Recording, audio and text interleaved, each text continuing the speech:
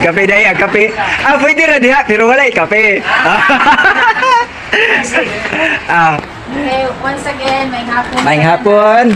So, thankful nga i-invite ko. So, first and foremost, ganahan ko og MLM, multi-level marketing. Multi-level marketing. Dali kay ko ganahan ana pero dili ko dali intra actually, dili ko dali intra. Oo. So, sige ko gi-invite aning RDB, ganahan jud ko sa product. So, Yeah.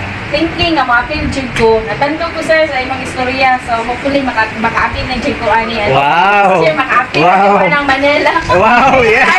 Uy, baka mag-top number 1 ano? Ang number one nga, ako yung gustong mahibalaan, nahibalaan dyan ako din eh. Wow. I like nga to know the root of the company. Kay nang, sa paunsa na to, ibaligya ang product kung wala ka kabalo. Kung sa Origin. sinudanan sa company. No? Yeah. Even if dili ka kabalo sa raw materials, pero pag even just ka lang makalantaw ng taan ng chia seed. Chia seed is the very best din siya nga kanang Wow. type of seed. Wow. Best for the body. Even if you mix lang mo siya sa water. Chia jud. Oh, parang the best din siya. Pero anong pinag pero kung wala ka kabalo dun sa kinsay tagi sa company ana o kanung sa siya nagsugod kanang unsay ang iyang mga benepisyo nga mapano dili mo na may balan dili kita kabalo mo istorya kay kini panahon na ang multi-level marketing is through social connection. Yes, tama, no? tama. So, chika-chika lang, kwarta-kwarta na. So, kinahanglan din ako kung unsa gyud you have to be acquainted with the product and the company. Yes, So, yes.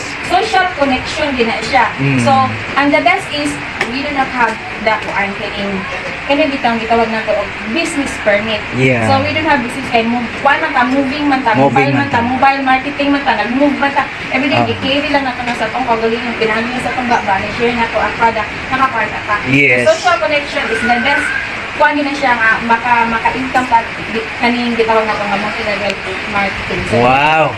Wow, thank you. Ang kape, malimtan sis. madala niya sa balay. Wow, thank you kayo.